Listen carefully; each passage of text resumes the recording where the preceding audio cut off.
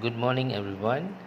Today we are going to learn about chapter 8, which is loci in two dimensions. Right now, loci is a plural word for locus, meaning a path taken by a single point or a set of points, right? Traveling in a certain particular path. Let's look at the definition here, right? Knowledge about loci allows one to estimate or predict the path of a moving point based on certain conditions. Now, the concept of loci is used in construction, engineering drawings, aviation, satellite movement, and so on.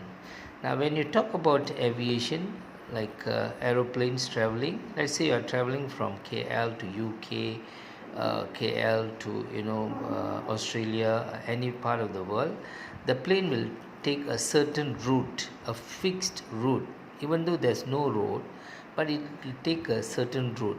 That's called the locus. Okay, locus of the plane, right? If we talk about satellite, right, the satellite moving above our earth, right, so it's connected to earth in such a way it makes a particular orbit around the earth, right? That's the locus of the satellite. We talk about let's say what do you call, okay, let's say you talk about you traveling from your house to school and then going back home again.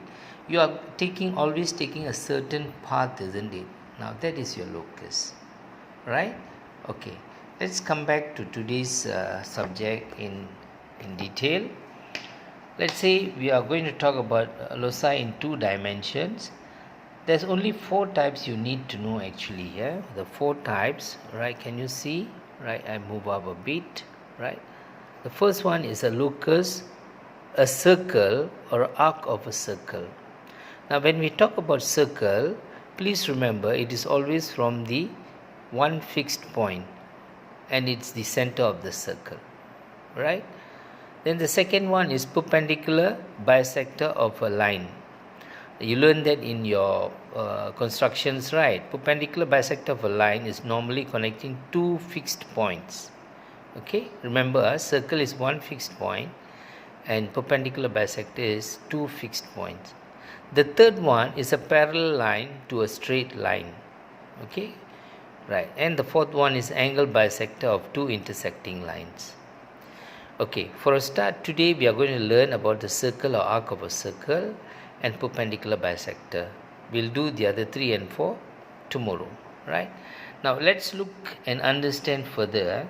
Now you need to have a ruler, a pencil, and a pair of compasses. You know what is a compasses? Right. This is the compasses. Alright. Now when you choose a compasses you are buying in a shop, make sure it is good. That means the head here must be strong, not wobbly. Okay, the pencil must be sharp and the point here must be sharp enough to hold firm on the paper. Okay, right. Now how to draw a circle? Okay, you know how to draw a circle. Now how to get a locus of a circle? Now definition: the locus of points that are constant distance from a fixed point. Let's say x is the circumference of a circle with a center A and its radius is equal to the constant distance. Now take a look at this one. Right, example 1. Let's say x is the locus, right? A is the center. So point x is always 3 cm from point A. So x is your locus, A is the center, radius 3 cm. Draw this circle. So it's a circle, center A and radius 3 cm. Now if the fixed distance is 3 cm, the radius is 3 cm. If the fixed distance is 2, then 2 cm. If its fixed distance is 5 cm, you open up to 5 cm and make a bigger circle. Okay, that will be the locus. So one fixed point, and anywhere along this point here, the x is always equidistant from A. Now let's look at arc of a circle. Arc of a circle, let's look at locus y. Now let's say I do a rectangle where it's A, B, C, D, and I say my locus y is 4 cm from point B. So when they say it's from where? From point B, then B becomes the center of the circle or arc of a circle. Then you put your needle here, measure 4 cm and make this arc, right? That means you put your needle at B, right? Open up 4 cm and draw this way. Okay? 4 cm. Right. Now, why don't you make a full circle? Now, that depends on this question. If the question says the locus is within the rectangle, you don't have to draw the full circle. You just show this arc. So, look at that. Point Y moves such that it's always 4 cm from point B. Now, arc of circle, center B and radius 4 cm. Can you get that? Right. Good. Let's move on now. Let's look at the perpendicular bisector.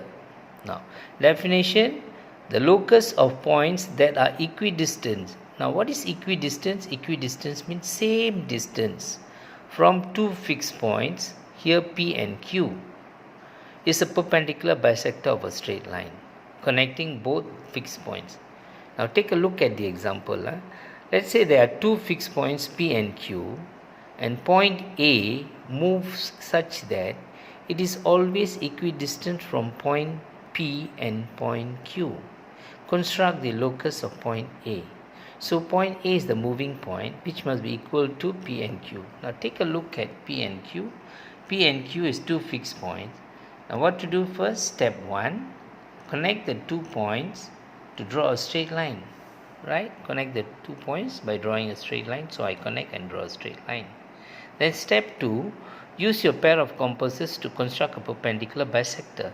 Now, can you see the red line? This is the perpendicular bisector. How to construct? Now, you take your compasses, put at point Q, make this arc here. Can you see? Arc here and arc here. Then bring the needle over the other side, put at P, right? Make this arc. Can you see? This arc and this arc.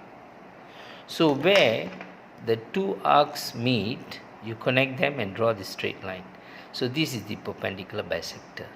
Now anywhere on this, and this is called locus A. So anywhere on locus A, the point is equidistant to P and Q. Can you see that? You measure, you'll get the same distance. Right. So that's how you do the perpendicular bisector. Another example, let's say if your P and Q is this way, connect it this way. Doesn't matter whether they are straight line or angled sloping line, doesn't matter. Just connect and use the same way. Put your needle here, make this arc and bring it over here with the same opening at this arc and this arc. Connect this cross here and this cross here and draw the locus A, which is the perpendicular bisector. Can you see that? The whole thing, right? Okay, we are finished. Right, this is the 2 subtopics I wanted to cover today. Right, thank you.